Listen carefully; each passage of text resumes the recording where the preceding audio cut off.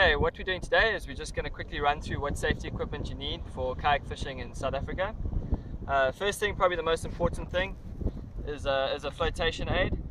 One that's comfortable, one that's easy for you to wear, and very importantly, if you get knocked off your kayak, for you to be able to get back onto your kayak and to swim with.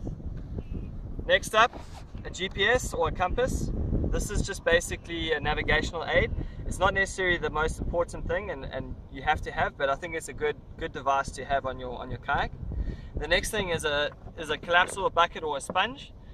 You can use this as a live bait bucket as well, but it's good should you get water in your hatch, you take a wave or whatever to bail and actually get the water out your kayak. This is also a good item to have with you. Next thing is a paddle leash. A paddle leash basically goes around the paddle shaft. So if you take your paddle, it just velcros around the paddle shaft. If your paddle gets knocked off of your kayak while you kayak fishing, it doesn't float away or drift away from you, and you can get it quite easily. I wouldn't recommend launching and beaching with your paddle leash on, because if this gets caught around you, it's quite dangerous. So basically it attaches to the side of your kayak, and you can just tuck it away or just leave it hanging loose for the launch. Okay, next thing, if we go to the back, inside your hatch here, nothing's dry on a kayak, so you must make sure everything's in waterproof pouches or waterproof containers.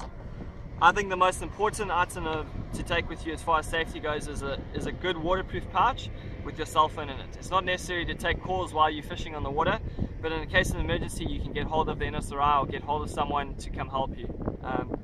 So as I say, just keep it away. I keep it in another waterproof container, and as I say, I don't really talk on the phone while I'm on the water, although you can.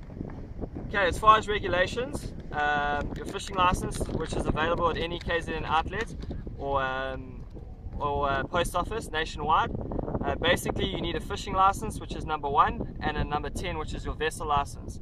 A lot of people don't know that, but you do need number 10. Any vessel going to sea, you need to have a vessel license.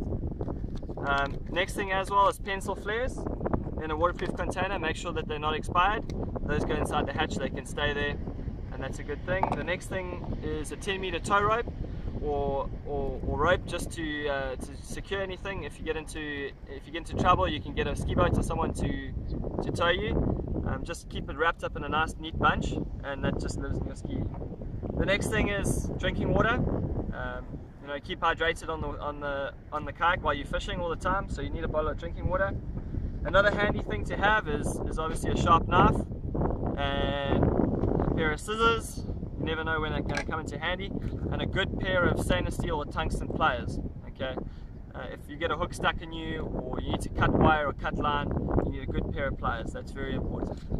All of this stuff goes into my dry hatch, which is quite easy.